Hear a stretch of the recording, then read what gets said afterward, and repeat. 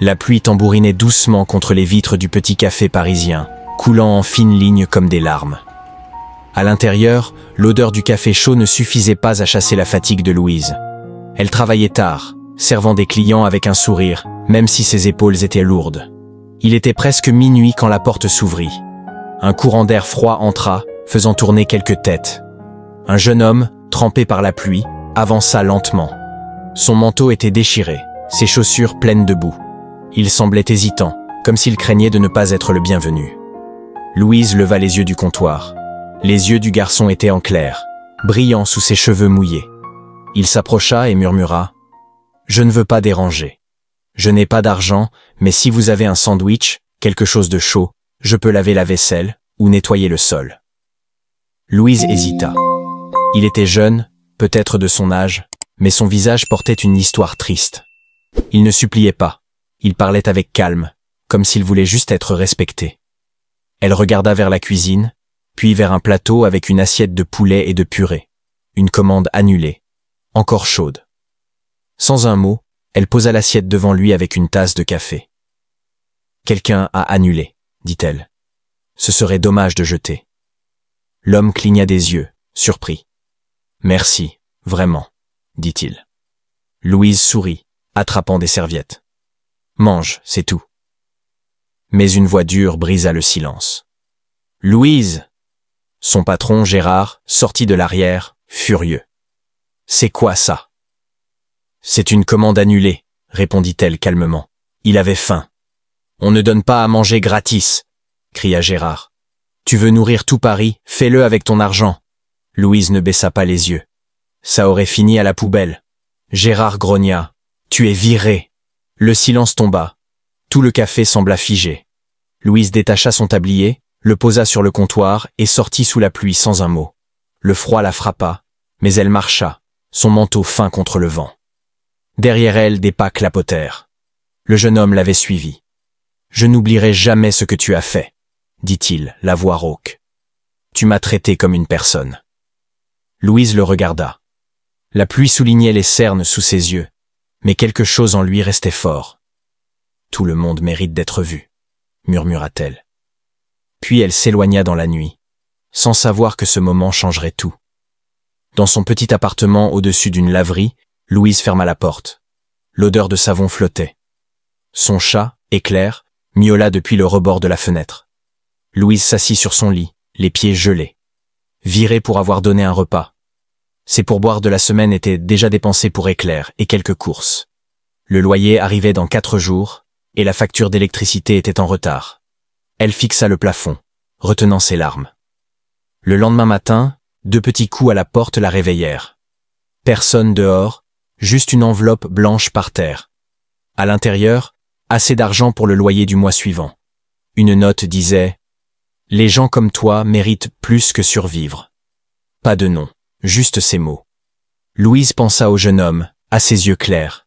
Qui était-il? Pourquoi cet argent? Quelques jours plus tard, en rentrant d'un marché solidaire, Louise s'arrêta près d'une église à Montmartre. Une petite foule s'activait dans une ruelle. Des bénévoles distribuaient du pain chaud, des chaussettes et des pansements. Louise s'approcha, attirée par l'odeur du pain. Puis elle le vit. C'était lui, propre, rasé, en manteau sombre. Il distribuait des sandwichs et du café, un sourire sincère aux lèvres. Elle s'avança. « Salut » dit-elle hésitante. Il leva les yeux et sourit, comme s'il l'attendait. « Louise » dit-il. « Comment tu connais mon nom » demanda-t-elle. « J'ai demandé autour » répondit-il simplement. Il lui tendit un sandwich. Dinde et canneberge. Tu avais dit que c'était ton préféré. Louise prit le sandwich, encore chaud. Tu n'étais pas obligé. Il secoua la tête. Tu m'as donné mon premier vrai repas depuis des jours. C'est le premier que je peux partager. Un silence doux s'installa. Tu as changé, dit-elle. Il rit tardot. Une douche et un rasoir, ça aide. Une femme l'appela. Antoine! Il se retourna, fit un signe, puis regarda Louise. Reviens demain. J'aimerais parler. Louise rentra chez elle, le sandwich dans les mains, une chaleur dans le cœur. Elle ne savait pas qui était Antoine, mais elle sentait que leur histoire ne faisait que commencer. L'hiver s'installa doucement à Paris, glaçant les fenêtres et le souffle du matin. Pourtant, Louise trouvait de la chaleur, pas dans un radiateur, mais dans la présence d'Antoine. Il était toujours là, au centre d'aide où elle travaillait à mi-temps, servant des repas aux sans-abri ou aidant les enfants avec des blagues. Il apportait des écharpes, escortait les gens dans la neige, toujours sans se vanter. « Tu es partout », plaisanta-t-elle un jour, lui passant une boîte d'écharpes. « J'aime les choses chaudes », répondit-il. Les gens, la soupe, les sourires. Mais quand elle posait des questions sur lui, son travail, sa vie, il esquivait avec un demi-sourire. « Certaines histoires prennent du temps », dit-il une fois, regardant les toits enneigés. Cela aurait pu l'agacer, mais ses actions parlaient plus fort que ses silences. Un matin, Louise trouva une marguerite sur son paillasson, attachée avec une ficelle et une note. Le monde est gris, mais pas toi. Elle rit, un rire vrai, et plaça la fleur dans un pot. Leur lien devint spécial. Un regard au centre, un chocolat chaud partagé, un silence sur les marches de l'église. Un jour, malade, Louise resta chez elle, tremblant sous 3 couvertures. Et Claire se blottit contre elle. Un coup à la porte. Personne, mais un panier avec un thermos de soupe et une note. Cette ville est froide, surtout quand tu es malade. C'est une soupe au poulet, recette de ma mère. Mange doucement. Sens-toi aimé. Ah. La soupe, pleine de carottes et de nouilles, réchauffa son cœur autant que son corps. Leur lien grandit, fait de gestes simples et de regards sincères. Louise ne savait toujours pas tout d'Antoine, mais elle n'avait plus peur de son mystère. Il était là, et cela comptait. Un matin, un coup à la porte la réveilla. Louise, encore en tablier, ouvrit. 2 soldats en uniforme se tenaient là, derrière eux des voitures noires alignées. « Louise Dupont ?» demanda l'un. Elle hocha la tête, confuse. « Vous êtes attendue pour une cérémonie. Vous êtes l'invité d'honneur. » Sans comprendre, elle monta dans une voiture. Les rues de Paris s'écartèrent devant le convoi. À la caserne de Vincennes, Louise sortit, tremblante. Devant elle, 300 soldats en rang parfait, immobiles, saluèrent. Au bout du chemin, sur une petite estrade, un homme en uniforme. Antoine. Mais différent, droit, décoré. Major Antoine Leroux. Louise murmura. « Antoine, c'est quoi ?» Il s'avança. « Je suis Major Antoine Leroux, des opérations spéciales. J'étais en mission secrète, à la recherche de la bonté dans ce monde. Et puis, je t'ai rencontré. » Louise secoua la tête. « Tu m'as menti. » « Non, je n'ai pas dit qui j'étais. Je voulais voir si la compassion existait encore. Tu m'as donné un repas, mais surtout, tu m'as vu comme une personne. » Il se tourna vers les soldats. « Ces 300 soldats sont ici pour t'honorer. Ton geste a tout changé. » Louise, tremblante, murmura « Je ne suis qu'une serveuse. » Antoine sourit. « Non, tu es la raison pour laquelle l'espoir existe. » Dans un centre communautaire près de la Seine, Louise servait maintenant des repas aux enfants, aux vétérans, à tous ceux que le monde oubliait. L'odeur du pain chaud emplissait l'air. Antoine venait chaque samedi, apportant des fleurs sauvages avec une note. Pour celles qui gardent la flamme. Il réparait les portes, pliait des serviettes en forme d'animaux pour les enfants, écoutait les aînés. Un jour, une petite fille demanda à Louise. « Antoine, c'est ton amoureux ?» Louise sourit. « Non, ma puce. Alors c'est qui ?» Louise regarda Antoine, occupé à montrer à un enfant comment faire une étoile en fil. « C'est quelqu'un qui m'a fait croire à nouveau. » Une nuit, après le service, Louise trouva une petite boîte en métal sur la table.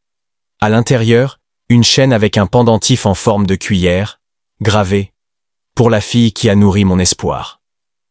Antoine entra, son manteau couvert de feuilles.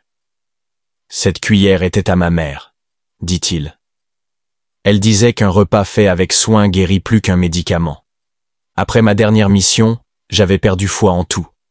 Puis, j'ai rencontré une serveuse qui m'a donné un repas et m'a rappelé ce qu'est l'espoir. Louise, émue, ne parla pas. Elle sortit un plat simple, légumes rôtis, petit pain, soupe de lentilles. Ils mangèrent en silence, comme deux personnes qui savent ce que c'est d'avoir faim, pas seulement de nourriture, mais d'être comprises. Antoine posa sa main sur la sienne. « Merci de m'avoir vu », murmura-t-il. Louise sourit. « Tu étais facile à voir. » Un matin, un officier frappa à la porte. « Mademoiselle Louise, venez dehors. » Elle sortit, son tablier encore fariné. La rue était bordée de 300 soldats, saluant en silence.